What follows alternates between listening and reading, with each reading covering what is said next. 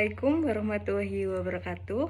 Perkenalkan, saya dari kelompok 3 yang beranggotakan 5 orang, yaitu yang pertama ada Mas Azan Afilawi Bisono, yang kedua saya sendiri Tita Mia, yang ketiga ada Mbak Dianita, yang keempat ada Pak Wiguno Samekto, yang kelima ada Mas Fahrul Habibi.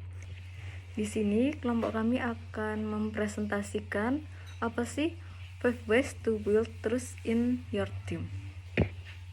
Langsung saja kita mulai. Yang pertama ada transparansi, yaitu seorang pemimpin diharapkan dapat bersikap transparan mungkin kepada para pekerjanya.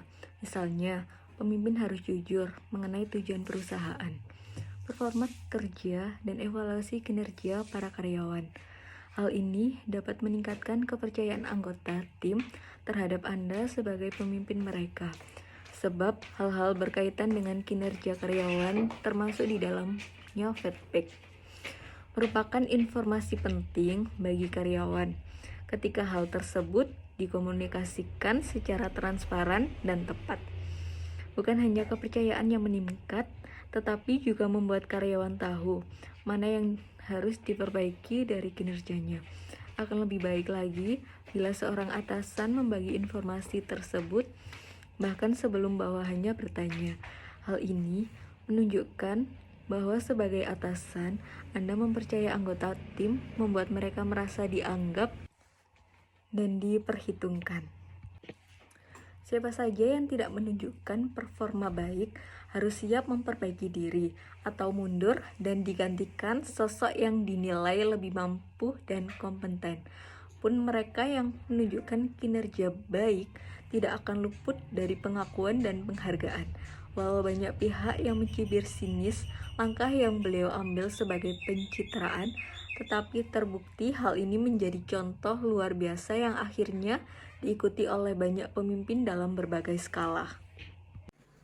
Berikut 5 cara membangun kepercayaan dalam tim. Yang salah satunya adalah stop the habit of blaming, atau jangan menyalahkan orang lain. Bahkan jika kesalahan itu adalah kesalahan salah satu anggota tim, jangan pernah menyalahkan mereka. Justru dengan kesalahan itu kita harus memberikan support kepada mereka sebagai sesama anggota tim. Turutlah memperbaiki kesalahan, coba lakukan langkah untuk mencari solusi. Kesalahan dapat membantu tim dapat pengalaman berharga tentang apa yang harus dilakukan, sehingga penting untuk melihat kesalahan sebagai peluang untuk belajar dan menjadi lebih baik. Langkah-langkah yang perlu dilakukan guna menghentikan budaya menyalahkan orang lain dalam tim adalah: yang pertama, mengadopsi posisi kepemimpinan dengan mengabaikan budaya menyalahkan yang diterima dan mempraktikkan pola pikir berbasis solusi. Yang kedua, alih-alih bertanya siapa melakukan apa dan mengapa, mengidentifikasi langkah-langkah yang diperlukan untuk berpindah dari posisi saat ini ke posisi yang diinginkan. Yang ketiga, lihatlah ke masa depan bukan masa lalu. Kembangkan visi di mana Anda ingin organisasi itu berada. Yang keempat, abaikan orang lain yang mencoba menyalahkan dan berfokus pada langkah yang diperlukan untuk mencapai hasil yang diinginkan. Yang kelima, pemimpin dapat memberi contoh apa yang akan dimulai dan memperhatikan hal-hal yang perlu dilakukan sehingga bisa berperilaku positif. Yang keenam, hadiahi perilaku positif dengan dorongan. Yang ketujuh, atasi perilaku negatif dengan mengabaikannya. 8. Promosikan orang-orang positif di dalam organisasi dengan mengorbankan mereka yang tidak dapat berubah. Yang ke-9, ampunilah mereka yang menunjukkan penebusan. Dan yang terakhir adalah bisa merayakan kesuksesan dengan hasil kerja tim yang tulus. Jesse the Employer Triumph. Pemimpin harusnya tidak hanya melihat kemenangan pada tim atau karyawan mereka saja, melainkan melihat kesalahan sebagai peluang. Pelajari apa yang harus dilakukan dan apa yang tidak boleh dilakukan. Jangan hanya melihat karyawan dalam kemenangan mereka saja. Lihatlah kesalahan juga sebagai peluang untuk menemukan hal-hal yang lebih baik. Lain kali anggota tim Anda membuat kesalahan, belajarlah darinya. Kesuksesan berasal dari kesalahan yang diperbaiki. Pemimpin yang baik adalah kemampuan untuk bersikap tegas. Pemimpin yang baik harus tampil sebagai orang yang gigih, percaya diri, dan giat. Pemimpin yang pelin-pelan dan tidak dapat meminta pertanggungjawaban anak buahnya atas apa yang mereka lakukan tidak dianggap sebagai pemimpin yang efektif.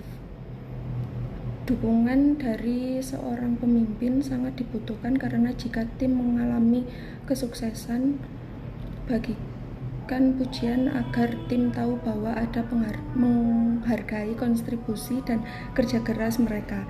Jika ada kesalahan, jangan mencoba berbagi atau menyalahkan alih-alih memiliki sikap perbaiki yang menginspirasi anggota tim untuk mencari solusi alih-alih menutupi jejak mereka. Terima kasih. Don't pester your team with rules, atau jangan ganggu tim Anda dengan aturan. Anggota tim adalah orang dewasa yang berpendidikan dan individu yang kreatif tidak memperlakukan mereka seperti anak kecil dan mengganggu mereka dengan aturan atau terlalu banyak batasan. Aturan yang harus diikuti memberikan perasaan bahwa tidak mempercayai kami kepada karyawan. Pastikan Anda mencatat poin ini, membangun kepercayaan, termasuk memberikan kebebasan kepada tim Anda atau anggota. Jadi, dalam sebuah tim, kita yang didominasi dengan orang dewasa yang berpendidikan dan seseorang yang kreatif, kita harus memperlakukannya dengan baik. Jangan diatur seperti kita saat mengatur seorang anak kecil dan mengganggu pribadi mereka menggunakan aturan yang membatasi perasaan bahwa mereka tidak dapat mempercayai kita terhadap karyawan atau anggota. Saya lanjut. Yang kelima yaitu spend time with your team members. Dengan artian, tahukah kalian, kerjasama tim yang kuat bisa menjadi salah satu kunci kesuksesan suatu perusahaan. Meningkatkan kerjasama tim yang baik mungkin menjadi hal yang sering terlupakan oleh para karyawan. Padahal kadang tanpa disadari, kerjasama tim yang baik dan kompak justru bisa meningkatkan performa kerja. Ada beberapa cara untuk meningkatkan kerjasama tim. Yang pertama, tentukan tujuan bersama. Yang kedua, kenali karakter setiap anggota. Yang ketiga, rajin berkomunikasi dan mengobrol dengan satu tim kerja. Yang keempat, lakukan aktivitas di luar kantor bersama. Yang kelima, tentukan aturan dalam tim. Keenam, adakan evaluasi setiap 1 atau 2 minggu sekali. Yang ketujuh, bikin suasana kerja yang senyaman mungkin. Yang ke-8, hargai privasi setiap anggota tim.